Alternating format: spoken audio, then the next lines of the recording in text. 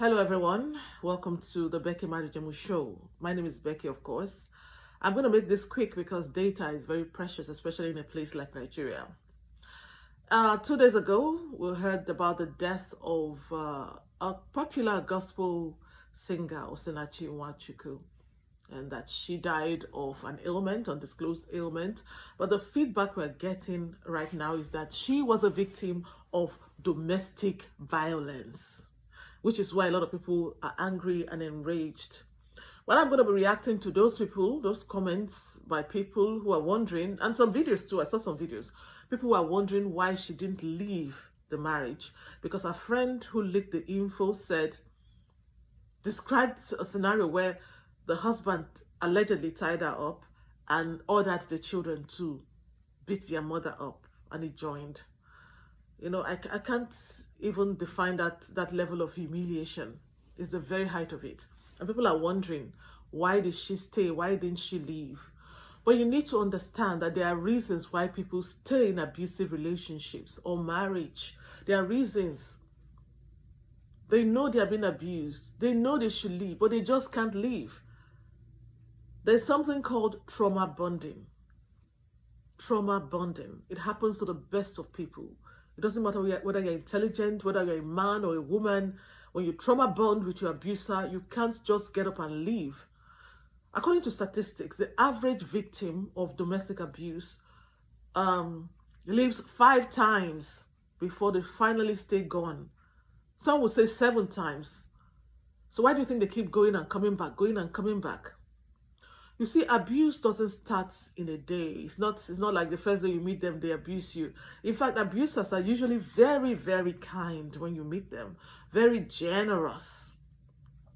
Most of them are narcissists, so they come with so much love bombing. An abuser comes to you with so much love you've never seen before. And so you are drawn in. You're drawn in. And when the abuse starts to happen, it is in phases, probably 1, 2, 3, until you graduate by leaving or accepting your fate, a defeated, broken person, or you die. But you never live without the scars, or you never stay without the scars of abuse. So there's trauma bonding because the mind of that victim has been conditioned to be in that situation because of the push and pull effect. They push you and they pull you back. They push you and they pull you back. Before you know it, you are used to the abuse. It becomes part of your existence. In fact, you tend to look forward to it. In some cases, you start looking forward to the abuse. Because when it slaps you today, it's nice tomorrow, it's nice for a month until, it's a vicious circle of abuse. You're used to that circle. So it's like a drug, an addiction. They can't get out. When trauma bonding happens, even the victim doesn't know that it's trauma bonding. They just, they keep like, oh, it's better today. Oh, it's my fault. It's my this. You've been conditioned to accept it because of trauma bonding. You've bonded.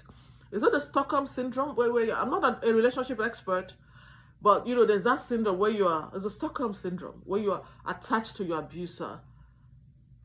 You're part of your life. You can't exist without the abuser. Then there's the religious aspect of things, which I would say Osinachi aligns with. When you are married in a church, mostly, they tell you it's for better, for worse. Nobody wants to walk out on the worst aspect. Like, why are you leaving your husband? Is it because, he did this to you? You should stay. Pray about it. Pray for him. Fast. Make your marriage work. Make your relationship work. The church doesn't accept divorce. I'm a deaconess. I'm a deacon. How can I tell them I'm leaving my abusive wife? How can I even tell them my wife is abusive? I'm going to stay there till the bitter end. And you may be the bitter end. So that's why, when people say you be faithful to your marriage vows, she probably stayed because she wanted to be faithful to her marriage vows. And of course, there was trauma bonding because they had very good times. And those good times make you stay because the bad times would last, right?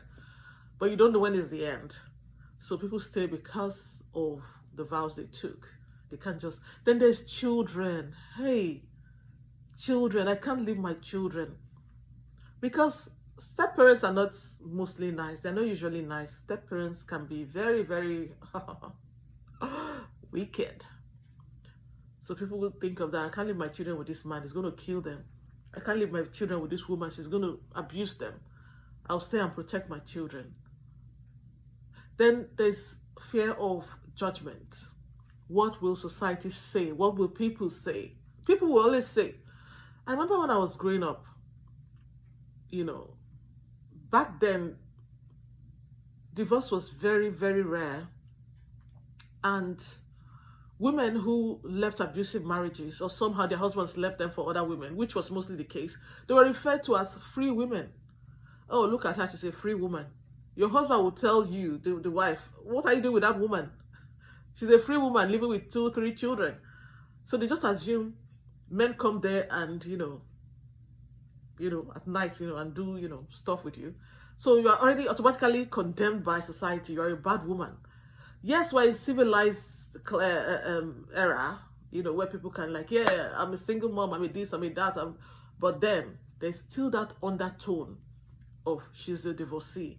She's on her own. Nobody, she couldn't keep a man. You saw what Annie Idibia said to Zari. If you've watched Young, Famous and African, is that what it's called? Yes. Annie Idibia said to Zari, the lady from Uganda that lives in South Africa, that look at you can't even keep him. That's why you can't keep a man. People don't want to leave because let it not be said of me, I can't keep a man. In the case of maybe a man who has been with abusive women several times, he married the first one, she was abusive. Sometimes people attract abusive people. Sometimes people attract abusive people. You just find out that you keep meeting the wrong people. Some people just say, you know what, if I keep meeting the wrong people, I'm going to wait it out until I find the right person and get married, instead of, because I know I can't stay with an abusive person. So let me wait for somebody whose head is correct. So imagine a man who keeps meeting abusive women. Okay, maybe he marries the first one, because abusive people are very, very cunning. They're not going to show you the abuse until they have you lock, stock, and barrel. So he marries first one, he leaves. She's abusive, emotionally abusive, or she's crazy. He leaves. Marries the second one, she's a narcissist, bipolar, everything. He leaves. If he marries the third one, the world is going to judge him and say, this man cannot keep a woman. He is the problem. This man is abusive. And so by the third or fourth woman, he stays there and bears the abuse. Because there's so much judgment. What will people say? What's going to happen out there? If I go out there, how will the world receive me? The world is going to judge you. Yes, they will judge you. Even educated, civilized, intelligent people will judge you. Sometimes they don't even have to say it from their actions. You will lose friends. Hello, I know people have been divorced and lost their friends. They were victims of abuse. So people are going to I'm not going to leave. I don't want them to push me aside, to ostracize me. So they will stay. Then the financial aspect. You find that the abuser is always the one with the money. The one with the money. Then the victim. The abuser sometimes makes the victim poor. They discourage you from making money. They discourage you from pursuing your dreams. So you are dependent on them. You find men who their wives cater to, give them money, do everything for.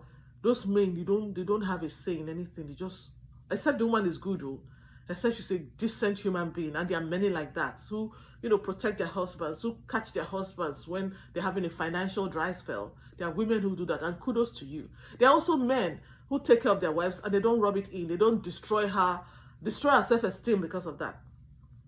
In fact, they want her to shine. Like, you don't even notice that, she doesn't have money of her own. Everything she is her husband. But there are cases where the abuser wants you to stay really down financially so that they can oppress you, abuse you. Because they are wired to abuse people. Some people are wired to abuse you. So when you don't have that financial muscle, you don't have economic independence, you are going to stay in that abusive relationship or marriage. Male or female, you will stay because you want to get fed. Where are you going to go? You people that are telling the person to leave, are you going to take them in? Are you going to even advise them to their face to leave? Okay, now you're talking about Osinachi. How many people have you advised to leave their relationships? If your friend is complaining to you about abuse in a relationship, do you immediately tell her to leave? No, you just watch. If somebody asks you, like, why don't you tell her to leave? Like, will I tell her to leave a relationship? Did they tell person make you leave a marriage? Did they tell man make you leave a wife? Did they tell woman make she leave her husband? They know they tell person now. That's what you say. Nobody tell, but you can tell strangers to leave. Why did you leave? But when somebody dies, but there are reasons why that person did not leave, and these reasons are deep. That's where you need to see maybe a psychologist. But in a place like Nigeria, in the Western world, even the West, it's hard for people to see psychologists or see psychiatrists to talk, because you need help, especially the mental aspect of things. It's not easy. So before you come out telling people or asking or wondering or condemning people for not leaving an abusive relationship, understand that they were at a crossroads before the end came. Some are lucky to live, some never live, some don't live alive. So you have to understand, and please take it easy on them. Okay? Thanks for watching. I'll see you again.